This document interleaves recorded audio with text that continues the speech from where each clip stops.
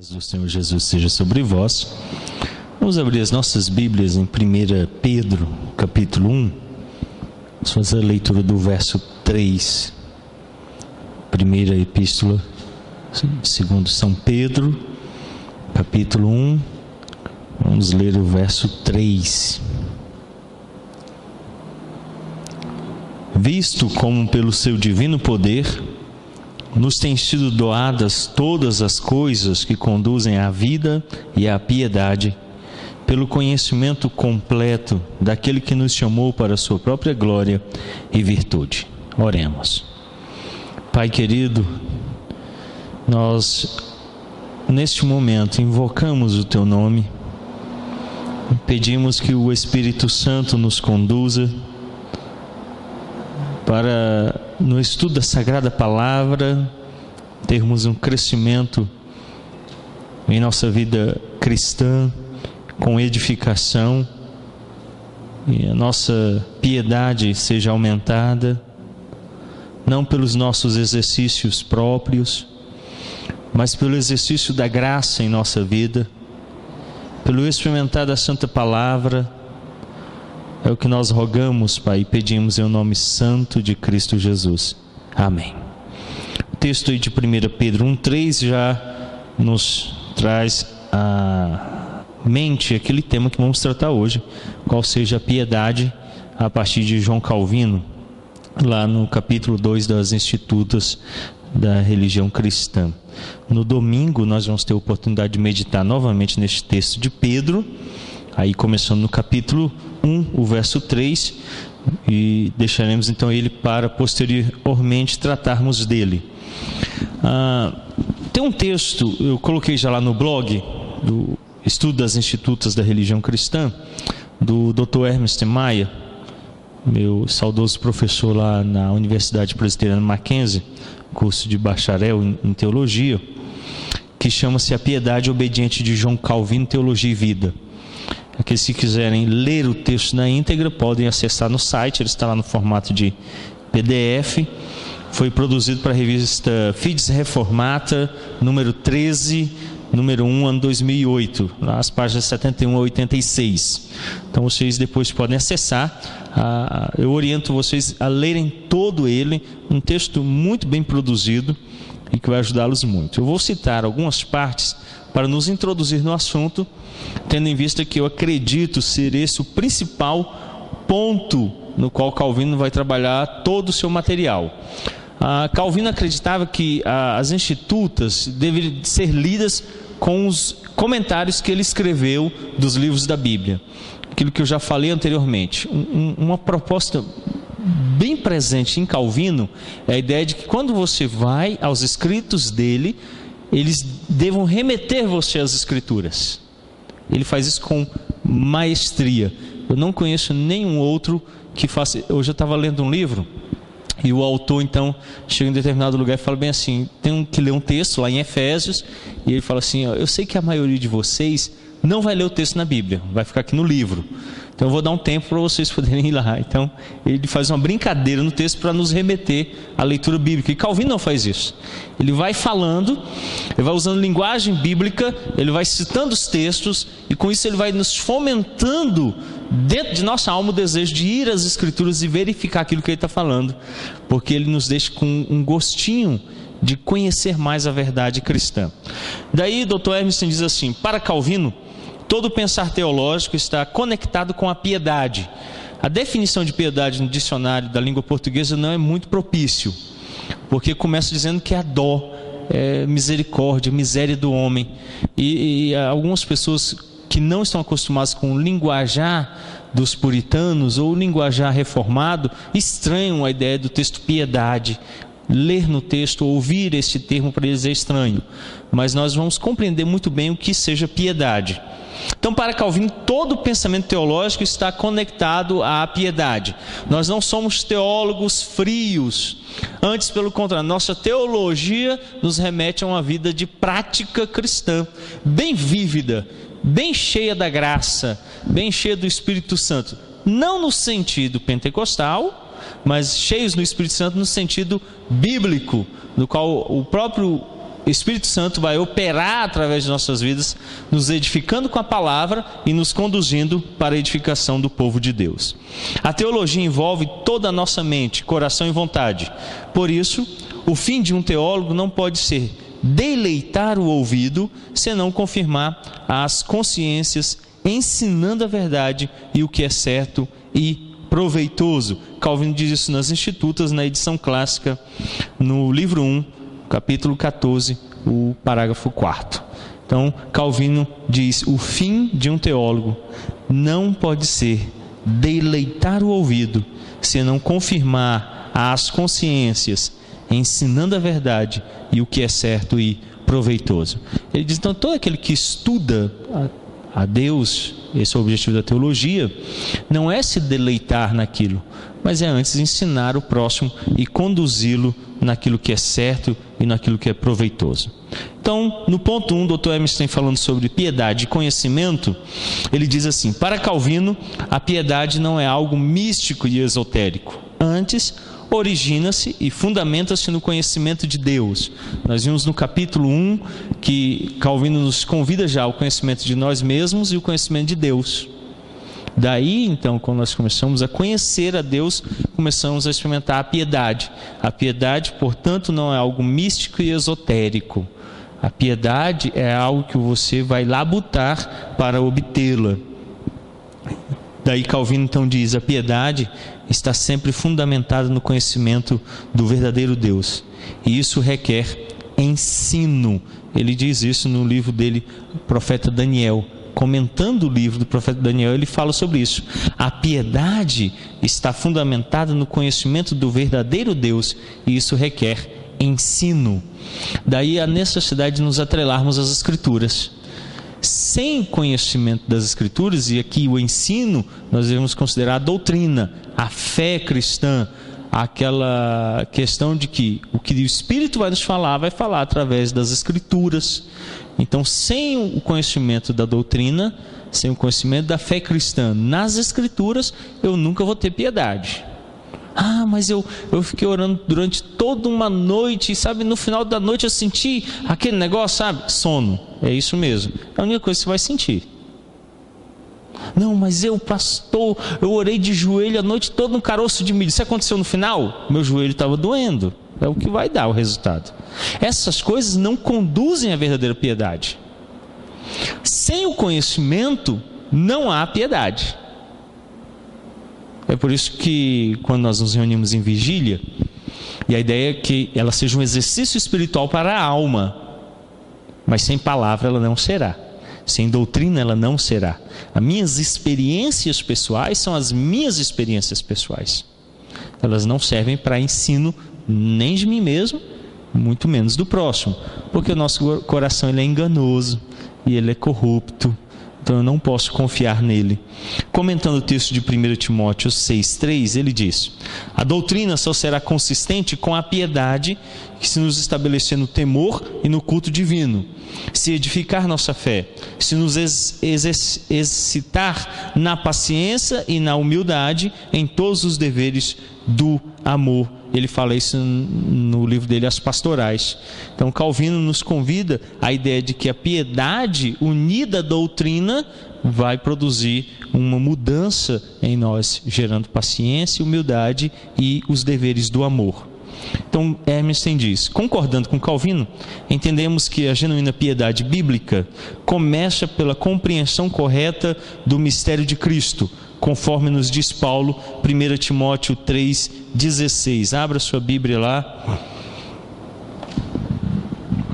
Primeira Epístola de São Paulo a Timóteo, capítulo 3, o verso 16.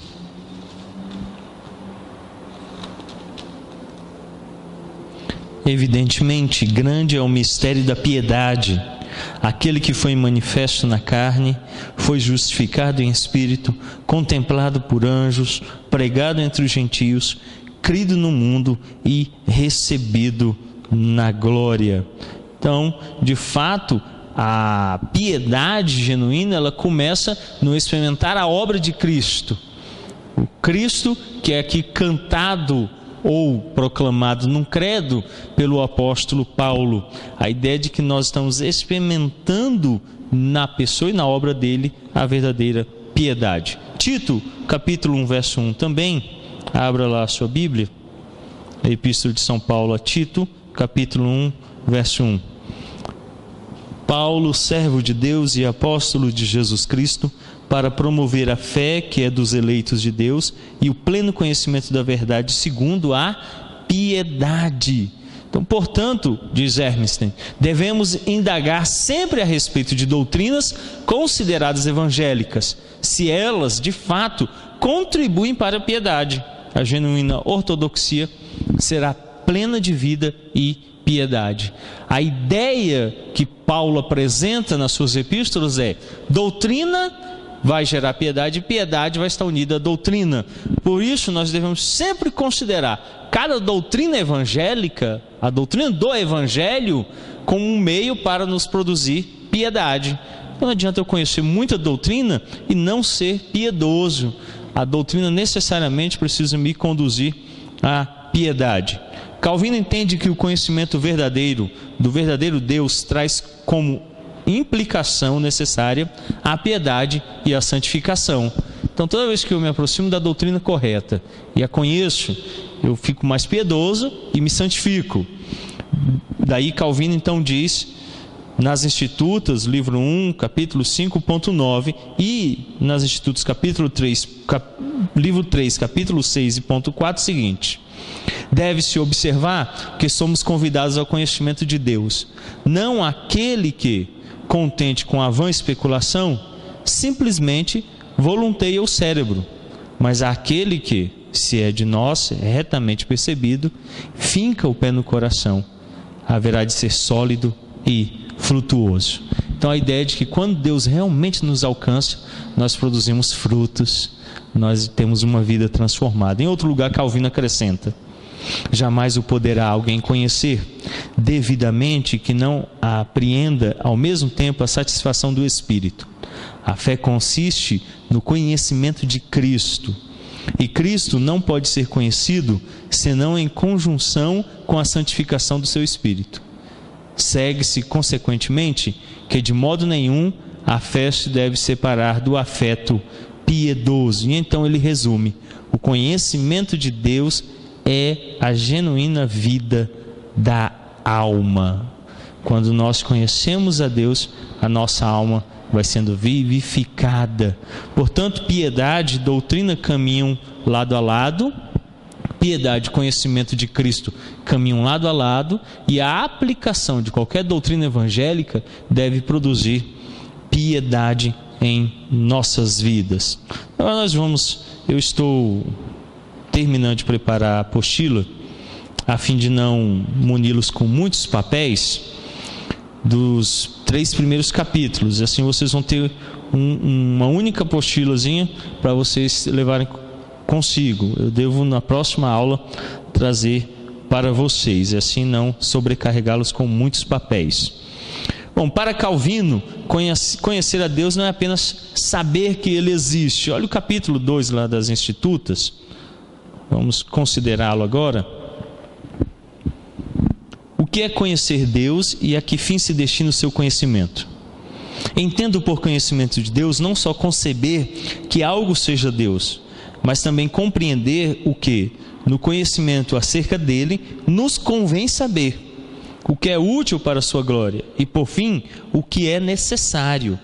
Na verdade, não é dito de modo adequado que Deus seja conhecido onde não há religião nem piedade. Daí o conhecimento de Deus, ele aqui é bem claro, diz assim, acerca dele e aquilo que nos convém saber. Num outro lugar, Calvino diz que nós, quando vamos estudar a doutrina da predestinação, não devemos nos aproximar como que mexeriqueiros, mas com muito respeito e reverência. A gente precisa entender que Deus é santo, que Deus é majestoso. Um dia alguém me procurou e falou assim: pastor, eu estou decepcionado. Eu falei: por quê? Porque o senhor disse que lá no céu a gente não vai poder fazer pergunta para Deus. Sim.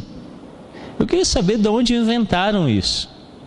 que vai chegar no céu e ficar fazendo. Já imaginou, Eric, sei lá, com uma lista? Deus me responde agora, e aí? Adão tinha umbigo? Cai um raio e mata você na hora. Perguntar se Adão tinha umbigo para Deus, rapaz? Cria vergonha, né? Está diante da glória de Deus, vai ficar fazendo perguntas minúsculas. Não é essa a ideia bíblica. A ideia bíblica é que quando nos reunirmos com Ele, nós vamos gozar da presença dEle, porém o faremos em louvor a Ele. Nós vamos estar ali para louvá-lo, para glorificá-lo, para servi-lo, e não para fluir dEle informações do nosso existir agora. Então Calvino diz que só o que nos convém saber, e o que é útil para a sua glória, e por fim, o que é necessário. Só vamos conseguir de Deus, o conhecimento dele, aquilo que, primeiro, nos convém saber, Deuteronômio 29, 29. Depois, o que é útil para a glória de Deus, o fim principal, o supremo do homem, é glorificar a Deus. Então tudo que eu vou tomar de conhecimento do ser de Deus é para glorificá-lo e não para me fazer mais sábio. Tá aí, a minha tolice foi essa quando eu comecei a ler a Bíblia toda. Eu li ela toda para ambientar, depois o pastor me deu a orientação, eu fui lendo. Aí um dia eu cheguei e falei assim, agora eu vou ler e vou descobrir todos os mistérios.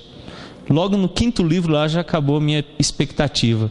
Moisés diz que Deus ordenou que o que está revelado nos pertence, mas o que está encoberto é dele.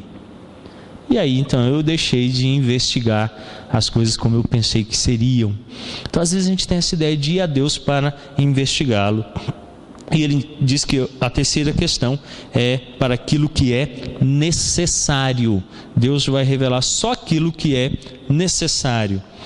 Portanto, a piedade é requerida para conhecê-lo, e ao mesmo tempo esse conhecimento leva à piedade e à adoração. Então é um ciclo. Eu preciso ser piedoso para conhecer a Deus. Quando eu começo a conhecê-lo, isso me leva a adorá-lo e a ser piedoso. Quer piedade aumentada? Estude Deus, busque conhecer a Deus, e mais piedoso você será. Mas só busca a Deus os que são piedosos. É por isso que lá em Pedro ele disse o quê? Tudo aquilo que é necessário para a vida e a piedade. Quem é que deu? Deus. Então Deus é a origem da piedade. Eu não me torno piedoso por um exercício próprio de mim, mas a piedade me é dada pelo exercício de conhecer a Deus. É Deus que gera a verdadeira piedade. Por isso, nas Institutas, Calvino, falando sobre este tema, continua nos dizendo: ainda que nossa mente não possa apreender a Deus sem lhe atribuir algum culto, não bastará, entretanto, defender apenas que Ele seja o único a ser cultuado e adorado, a menos que também sejamos persuadidos de que Ele seja a fonte de todos os bens, para que não o busquemos senão nele. Calvino então começa a dizer que toda vez que a gente começa a buscar Deus, o que acontece? A gente presta culto. Claro que a nossa condição pecaminosa vai fazer com que isso seja deturpado. Então, se a gente observar o Salmo 19, diz que a natureza faz o quê? Revela a glória de Deus. O que nós fizemos? Paulo responde lá em Romanos, no capítulo 1. Nos tornamos loucos e insensatos em nossos próprios pensamentos, e em vez de glorificar a Deus, glorificamos a criação no lugar do Criador. Abra lá em Romanos capítulo 1. A mim me parece que vocês estão estranhando essa verdade, né? Ah, pastor, será que é isso mesmo? Eu não sei se ele está falando. Meu Romanos é diferente. Vamos abrir lá para ver se é isso. Romanos, o capítulo 1.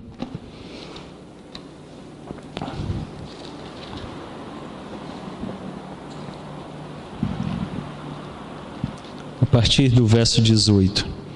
A ira de Deus se revela do céu contra a impiedade e perversão dos homens, que detêm a verdade pela injustiça.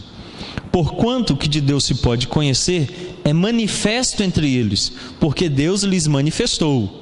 Porque os atributos invisíveis de Deus, assim o seu eterno poder, como também a sua própria divindade, claramente se reconhecem desde o princípio do mundo, sendo percebidos por meio das coisas que foram criadas.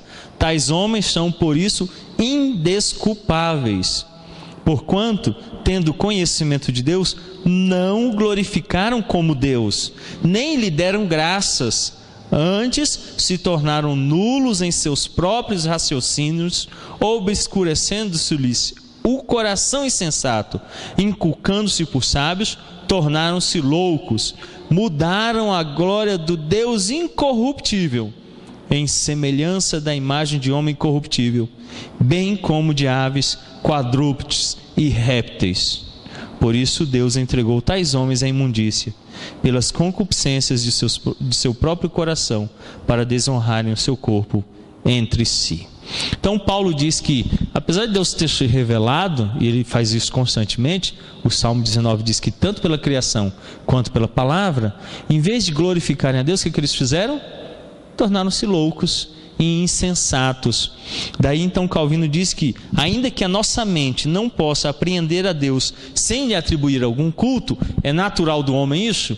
Toda vez que a gente começa a buscar Deus, a gente vai inventar um culto. Pode ser um culto deturpado, a imagens, a quadrúpedes, a aves, a répteis, aquilo que ele criou. Em vez de honrar o Criador, nós honramos a criação. Ou pode ser o culto autêntico, mas sempre acontecerá isso. Então Calvino diz: uma vez que não se encontra em nenhuma parte uma gota sequer de sabedoria e luz, ou de justiça, ou de potência, ou de retidão, ou de verdade sincera que não frua dele e da qual ele não seja causa, para que aprendamos a tudo dele esperar e pedir, e com ação de graças atribuir a ele o que se recebe. Então Calvino diz que tudo que existe vai vir dele. E aí ele então diz que, consequência disso, de que tudo flui dele, que ele é a causa de tudo, para que aprendamos a tudo dele esperar e pedir, e com ações de graças. Paulo diz que, em vez de terem dado graças a ele, se tornaram loucos em seus próprios raciocínios, e aí deixaram de glorificá-lo. Ele diz então, quando a gente vai ver a verdadeira piedade, a ideia é: eu tomo tudo porque tudo vem de Deus, inclusive o diabo, e glorifico a Deus no diabo. Não foi isso que Jó fez? Quem foi que tocou Jó em tudo que ele tinha? O diabo. E aí, depois de tudo que tinha acontecido, qual era a resposta que o diabo esperava? O que ele tinha dito para Deus? Vê se ele não blasfema na tua face. Mas em vez disso, o que Jó fez? Caiu de joelhos, rosto em terra, e disse: bendito seja o Senhor, Ele deu, Ele tomou. Então, em tudo, glorificar a Deus, mesmo que seja no diabo, mesmo que ele se levante contra nós como inimigo terrível, bendizer a Deus, glorificar a Deus. Calvino então continua e diz: assim é que para nós, aquele sentimento de misericórdia de Deus é o verdadeiro mestre da piedade, da qual nasce a religião. Onde que vai ter origem a autêntica religião? Na piedade. Por isso ninguém pode ser religioso sem piedade, senão se torna um fariseu. E a piedade tem origem aonde? Ele diz: assim é que para nós, aquele sentimento de misericórdia de Deus é o verdadeiro mestre da piedade. Sabe o que faz você ser piedoso? Olhar para Deus, em quem Deus é. É por isso que quando eu cheguei na igreja, e eu faço em toda igreja que eu vou pastorear, primeira série de estudos, o ser de Deus. Sem conhecer quem é Deus, não conheceremos a nossa miséria. Deus é santo? Nós somos pecadores? Enquanto eu não souber isso de cor, tão fácil como, por exemplo, algum de vocês aqui gagueja para falar o nome? Qual é o seu nome? É meu nome? Não, se imediatamente o diz, né? Porque você traz isso encravado em você mesmo, faz parte de quem você é. Então, dizer o seu nome é algo natural, é algo bem fácil. E aí Calvino diz então que é um mestre que vai gerar piedade em nós. Qual é esse mestre? Conhecer a misericórdia de Deus. Eu só entendo que Deus é misericordioso quando eu compreendo a ideia de que Ele é santo e eu sou pecador, que Ele é justo e eu sou injusto, que Ele criou todas as coisas e que eu sou criatura dEle. Essa contraposição faz com que eu seja guiado à piedade, e a piedade vai fazer com que venha a nascer a religião. A autêntica religião nasce de gente piedosa. Calvino então diz: chamo piedade a reverência unida ao amor, a Deus, que agrega o conhecimento de seus benefícios. Na edição clássica das Institutas está registrado assim: ora, este senso dos poderes de Deus nos é mestre idôneo da piedade, da qual nasce a religião. Chamo piedade a reverência associada com o amor de Deus, que nos faculta o conhecimento de seus benefícios. Quando tiver pronta a apostila, na próxima semana, eu vou colocar notas de rodapé, citando tanto a clássica quanto a edição especial com os comentários do Dr. Hermesen, a fim de que vocês possam conferir os trechos que vão estar ali nas várias versões. Isso vai ajudá-los a ter um entendimento melhor. Então, olha o que ele diz: ora, este senso dos poderes de Deus nos é mestre idôneo da piedade, da qual nasce a religião. Chamo piedade a reverência associada com o amor de Deus, que nos faculta o conhecimento de seus benefícios. Na página 41, capítulo 2 da Instituição da Religião Cristã, edição da Unesp, diz assim: assim é que para nós aquele sentimento de misericórdia de Deus é o verdadeiro mestre da piedade, da qual nasce a religião. Chamo piedade a reverência unida ao amor a Deus, que agrega o conhecimento dos seus benefícios. Então aqui a gente começa a entender um pouquinho o que é piedade. Que sentimento é esse que se apodera do cristão a fim de conduzi-lo à verdadeira religião? Com efeito, até que os homens não sintam que devem todas as coisas a Deus, que são favorecidos pelo seu cuidado paterno, que Ele é o autor de todos os bens, de modo que nada deva ser buscado fora dele, jamais se sujeitarão a Ele por uma observância voluntária.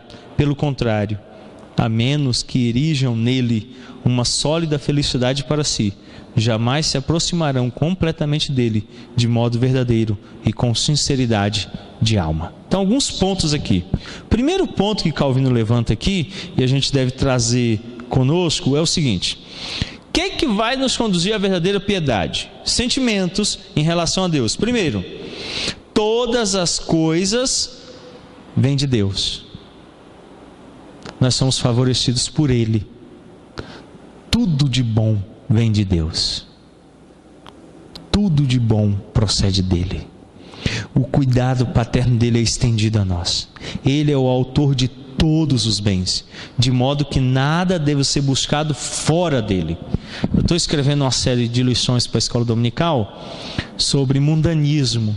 Em uma das lições eu estou falando sobre isso.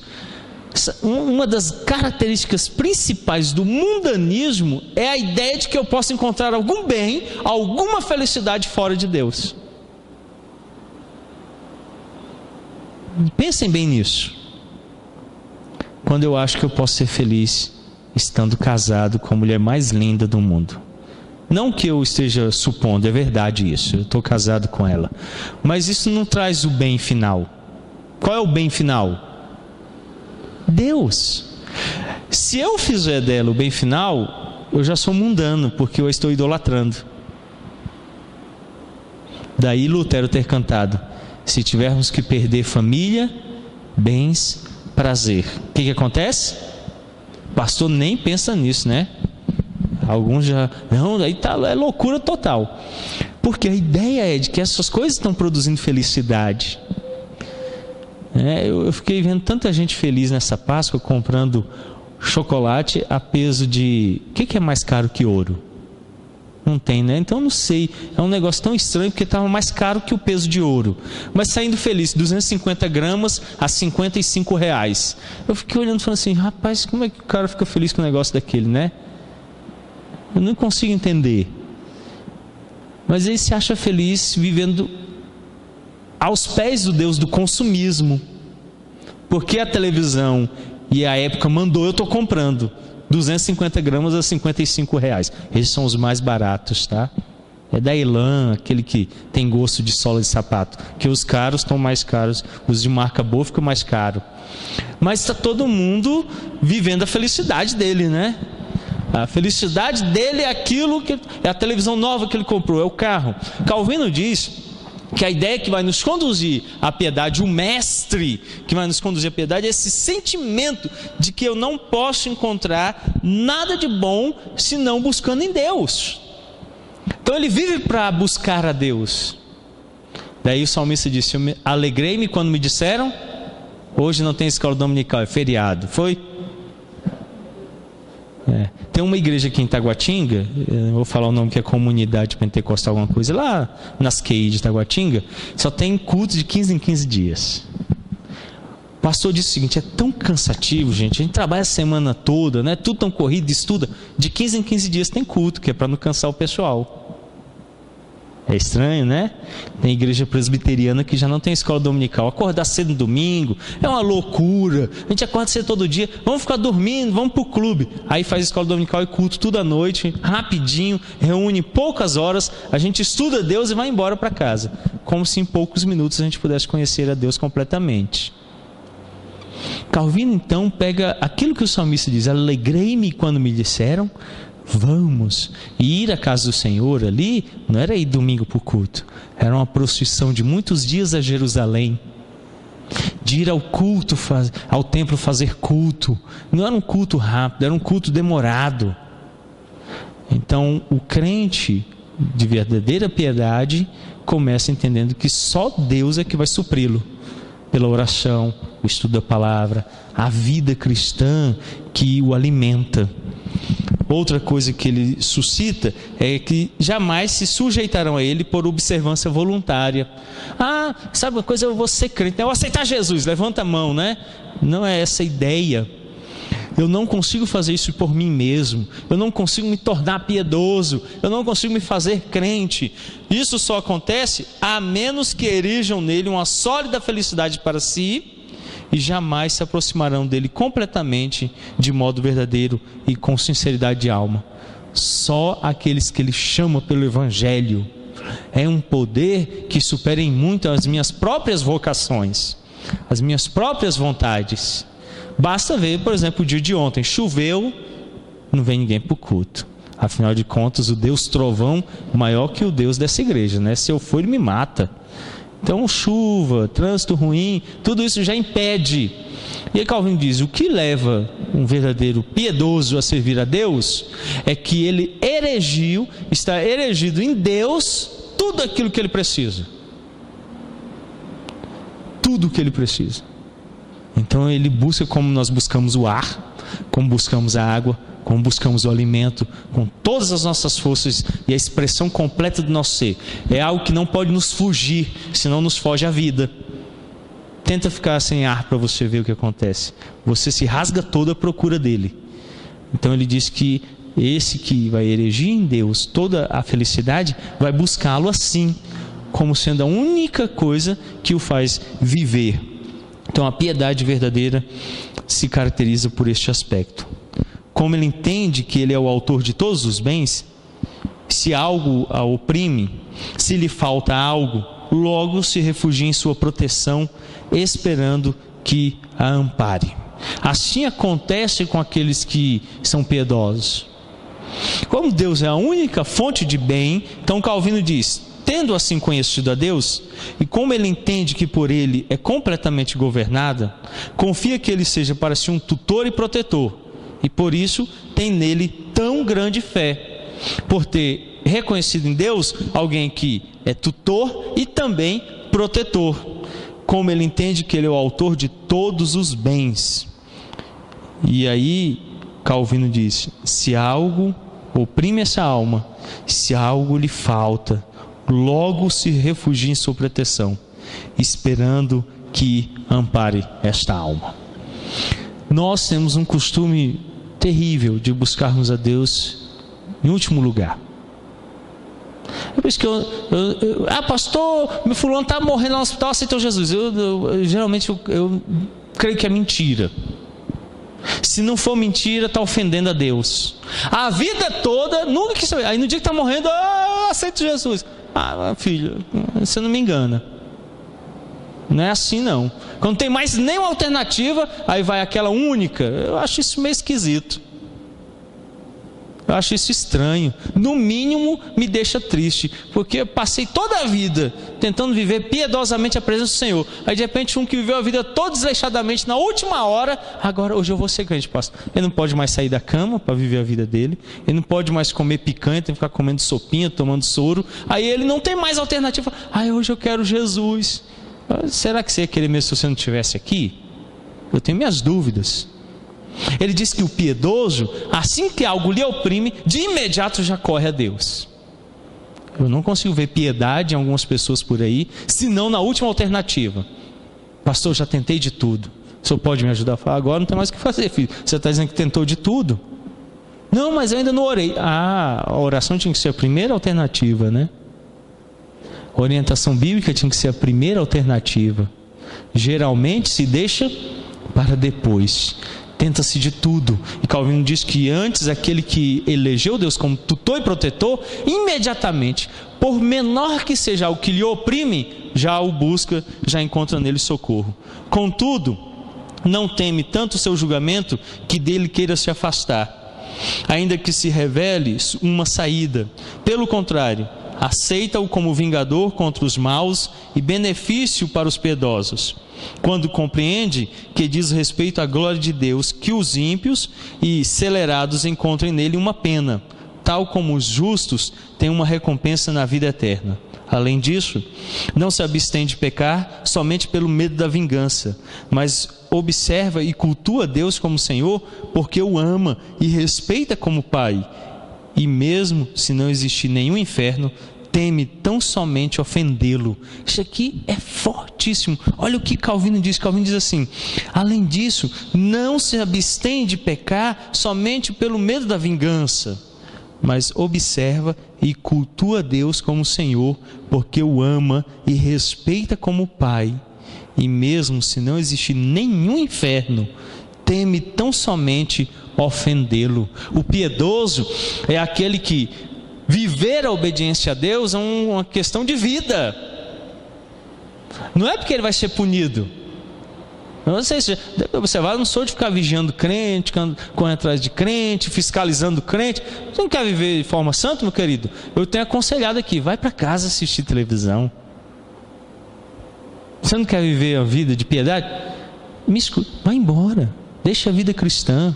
Fica se enganando os outros não. A vida cristã não pode ser algo forçado, forçosamente, obrigatoriamente.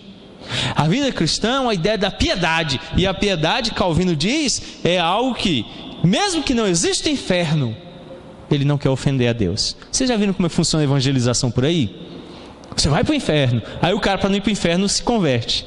Ele está se convertendo porque ele ama Deus, teme a Deus e quer glorificar a Deus. Ele está se convertendo para fugir do inferno. É a religião do eu. Eu me converti para não ir para o inferno. Vai para o inferno do mesmo jeito e com penas agravadas, né? Porque ofendeu Deus. A mensagem do Evangelho não é para salvar pessoas do inferno. A mensagem do Evangelho é para que os eleitos ouçam a voz do pastor, atendam a voz do seu pastor e o sigam. E como ovelhas deste rebanho, glorifiquem ao seu Senhor. Daí ele diz que mesmo que ele saiba que não existe o inferno, ele teme ofender a Deus. Não é porque ele vai ser punido. Então, eu gosto muito daquela ideia da doutrina reformada, de que quando pecamos o Espírito Santo se entristece. Davi nos ensina isso no Salmo 51. E esse entristecimento do Espírito é aquele sentimento interno, não é remorso. Remorso Judas o teve. É um sentimento interno que faz com que eu reconheça o meu pecado e o abandone. O crente tem isso, porque ele disse assim: eu ofendi a Deus. Foi o que fez José lá no Egito. Ele não adulterou, não é porque a mulher de Potifar era feia. Não era essa a ideia. Não é porque o dono estava chegando, o patrão está chegando aí, ele vai me pegar, né? Não era essa a ideia. O que ele disse? Ai de mim, pecar contra o meu Deus.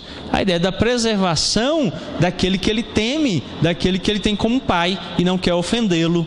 E aí ele então não peca, ele não busca desobedecê-lo porque deseja antes servi-lo e agradá-lo. ele diz então: eis o que é a pura e autêntica religião, a saber, a fé unida ao verdadeiro temor de Deus, de tal modo que o temor tanto contém em si a reverência voluntária, quanto traga consigo o culto legítimo, tal qual é prescrito na lei. Aqui são muitas as verdades. Primeira verdade que Calvino apresenta aqui: a religião pura e autêntica, qual é? É aquela religião movida por piedade, não por lei, não por obrigatoriedade, não porque alguém estatuiu que ele deveria se levantar naquele dia, naquele horário, mas antes pela piedade que o move a cultuar a Deus. Então ele diz: a saber, fé unida ao verdadeiro temor de Deus. O termo temor aqui não é medo somente, é uma ideia de respeito. Então, como eu poderia, por exemplo, deixar de reservar um dia para o Senhor, sendo quem Ele é? Por isso eu falo, a doutrina do sábado não começa no sábado, começa na criação. Quem criou todas as coisas? Deus. Quando eu percebo que criou Deus todas as coisas, e em 6 dias Ele criou tudo, e no 7º dia Ele fez o quê? Santificou. Por quê? 6 dias trabalharás, mas o 7º dia é do Senhor. Por que é dele? Porque eu tenho 6 dias de criação para louvá-lo. Não tem domingo que caiba para cultuá-lo. É uma expressão de gratidão, não de obrigatoriedade. Por isso eu venho, não que movido por correntes, mas por graça. Mesmo que se interponham muitos abismos, eu virei, porque o coração está contente, alegre. Porque Deus em 6 dias criou todas as coisas, e aí eu o glorifico, não pela lei, mas porque Ele é. Então Calvino diz: além disso, de tal modo que o temor tanto contém em si reverência voluntária. Essa reverência voluntária é isso: reconhecendo que Ele fez tudo e tudo lhe pertence, eu voluntariamente venho dar graças a Ele. Por isso é culto. Mas além disso, tem reverência, porque se Ele é dono de tudo, Ele não pode tirar tudo e me deixar sem nada. A tudo eu sou devedor a Ele. Então reverentemente, cheio de graça, eu me aproximo dEle. Então as duas coisas estão unidas. Traga consigo culto legítimo, tal qual é prescrito na lei. Por isso eu sigo toda a lei, não por imposição da lei, mas porque eu estou fazendo culto grato a Deus por quem Ele é. Aí eu cumpro a lei. A lei então não é peso. Jesus disse para os fariseus: vocês estão com um peso tão grande que nem vocês conseguem movê-lo, e ainda querem que os outros movam. Então eu não fico muito pegando no pé do cara para ele vir no culto. Eu mostro para ele por que ele tem que dar culto, e aí ele vem, e ele cumpre a lei. Não porque eu instituí, se faltar 3 domingos, disciplina. Já imaginou? Não funciona. Gera um monte de hipócritas fariseus no culto. Com medo de castigo externo, eles vêm. Mas se eles aprendem que o sábado é para o cristão, eles vêm de coração grato. Deve-se notar isso com diligência. Todos veneram confusamente a Deus e pouquíssimos o reverenciam. Porquanto, por toda parte, é grande a ostentação exterior, rara contudo a sinceridade do coração. Como Calvino termina o capítulo 2 de forma dura. Palavras que nos atingem na nossa religião vã, vazia e desprovida de piedade. Ele diz assim: deve-se notar isto com diligência. Todos veneram confusamente a Deus, pouquíssimos o reverenciam. Porquanto, por toda parte, é grande a ostentação exterior, rara, contudo, é a sinceridade do coração. Nós já tivemos uma série de sermões, 2 anos e meio, no livro do profeta Isaías. E eu espero que vocês se lembrem do que disse o profeta, não uma, mas mais de uma vez, que Deus não queria o culto de Israel, porque era um culto de forma exterior. Mas o culto verdadeiro que Ele queria era o coração. Esse é o culto que Ele espera. Portanto, a piedade é esse reconhecimento interior de quem Deus é e o que Deus faz, e não pode ser alcançada por atos exteriores. Então aqui já vai logo um aviso. Da minha chamada para esse curso eu falei que nós íamos estudar o que eu considero ser o livro da piedade cristã, as institutas da religião cristã. Mas isso não gera gente piedosa. Vocês serão piedosos se conhecerem a Deus. Não conhecendo Calvino, nem lendo as institutas, nem vindo às quartas-feiras, mas serão piedosos se reverentemente se dobrarem diante do grande Senhor do Universo e o adorarem com um coração sincero. Aí a piedade fará parte de vocês e de fato serão piedosos. Citar Calvino não nos faz piedosos. Ler Calvino não gera piedade. Mas se nós olharmos para Calvino, que foi um servo reverente a Deus e às suas verdades, e seguirmos o exemplo dele, como disse o apóstolo Paulo, sede meus imitadores como eu sou de Cristo Jesus, seremos piedosos. Amém? Alguém tem alguma pergunta, alguma colocação sobre o que nós vimos? Só um pouquinho aí, Elias. Vai levar o microfone aí para gravar, você sair lá na internet.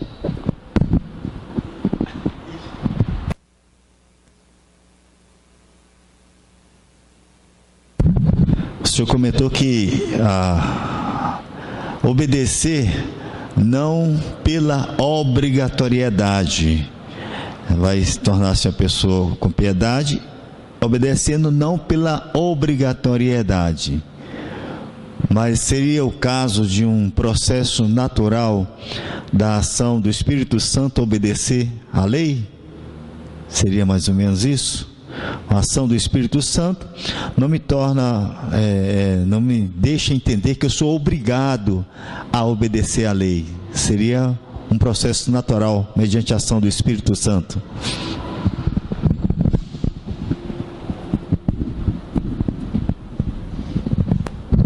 O Espírito Santo é um aio que nos conduz a Cristo.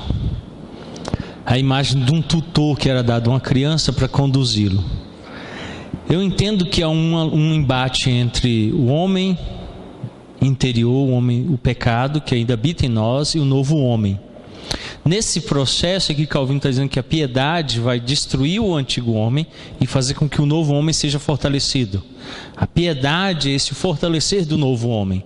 E toda vez que o novo homem é fortalecido, eu obedeço à lei não por obrigatoriedade, mas por reverência e amor a Deus, temor a Deus. O antigo homem, o homem pecador, obedece à lei por obrigatoriedade, desde que acha benefícios. Por exemplo, por que eu não minto como pastor? Pega mal o pastor mentir, se eu mentir eu perco o pastorado, perco o salário. Para não ficar sem salário eu não minto. Isso é pecado. O homem interior fortalecido pela piedade me ensina que eu não devo mentir. E mesmo que eu mentindo ou não, eu não devo fazer por causa de Deus. Ah, mas não interessa os benefícios, os resultados. Eu devo amar a Deus e viver a verdade, porque Ele me pede isso como filho dEle. Então, movido pela palavra, conduzido pelo Espírito, eu não minto e digo a verdade. Daí Paulo diz, quem mentia, não minta mais, agora diga a verdade. E o faço porque isso agrada a Deus. Mesmo sabendo que talvez os presbíteros não descubram, que a igreja não descubra, mesmo sabendo que isso não vai gerar benefício nenhum para mim, eu faço por causa de Deus. Já o homem pecador vai sempre viver em torno do que é bom para ele. Eu vou contar uma mentirazinha porque não faz mal essa mentira. No intuito dele, ele está mentindo porque é bom para ele. E a lei está sendo então utilizada ou não por causa dos benefícios. Se ele descobrir que é melhor não mentir porque ele vai ficar bem na igreja, aí ele não mente. Não por causa de obediência à lei, mas porque a lei diz que ele vai ser punido, então para não ser punido ele agrada a todos. Mas o coração dele continua sendo pecador. Então o Espírito Santo, na vida do crente, vai conduzi-lo a essa obediência real à lei. não forjada, nem farisaica, mas autêntica, não para agradar homens, mas para agradar a Deus. No livro Instrução da Fé, até o nosso irmão Lima utilizou-se dele aqui na nossa vigília, e eu já o citei aqui anteriormente, escrito por João Calvino.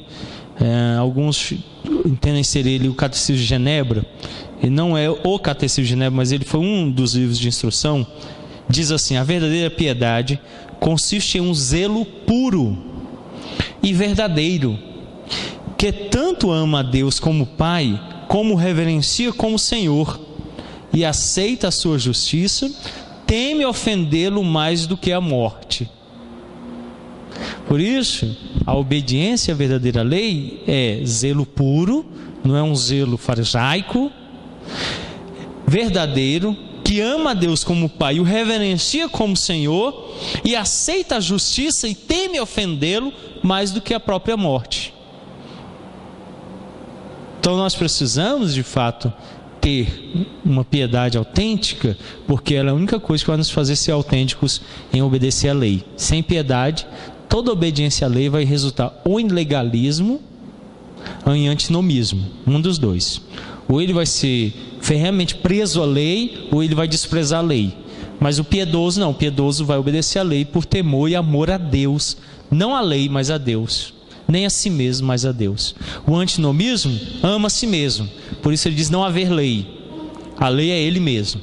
O legalismo ama tanta lei que se submete só à lei. O piedoso, ele fica no meio, e aí ele cumpre a lei por causa de Deus. Nem a lei, nem ele mesmo, mas é Deus.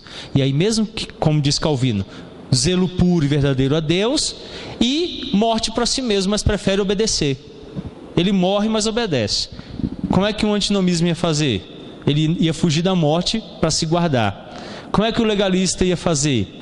Ele ia cumprir a lei mesmo que ofenda a Deus. Daí Jesus ter lutado com os fariseus contra isso. Ele falou: espera aí, é a lei maior que o homem recebe da lei. O sábado foi feito por causa do homem, o homem por causa do sábado. A gente precisa entender isso, ok? Alguma outra pergunta, alguma contribuição? De repente vocês têm algo também a dizer. Vamos encerrar então, vamos orar. Pai, nós reconhecemos que a religião pura e real é uma fé aliada a um sério temor de Deus, de modo que o temor não só em si contenha reverência espontânea, mas ainda traga consigo a legítima adoração,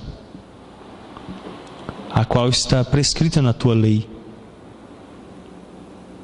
Devemos, ó Deus, observar isso com diligência, e que o Espírito Santo nos conduza na direção de entender isto. Que pouquíssimos reverenciam a Deus de verdade, e por toda parte é grande o número de homens que, com ostentação em cerimônias e ritos exteriores, apresentam sinceridade de coração. Dar-nos sermos sinceros, que sinceramente entreguemos o nosso coração a Ti, para que a nossa piedade seja fruto do conhecimento de quem o Senhor é, da sua grandeza, da sua majestade, do seu poder, do seu senhorio, da graça que provém do teu trono, da nossa pequenez, insignificância, dos nossos muitos pecados, da nossa injustiça. Ó Deus, se assim o fizermos, verdadeira piedade brotará em nossos corações, e uma reverência autêntica fluirá de nós, e um culto de ações de graças será, ó Deus, nossa verdadeira adoração. Dar-nos, termos um culto autêntico, é o que rogamos, Pai, e pedimos, em nome santo de Cristo Jesus. Amém. Deus os abençoe.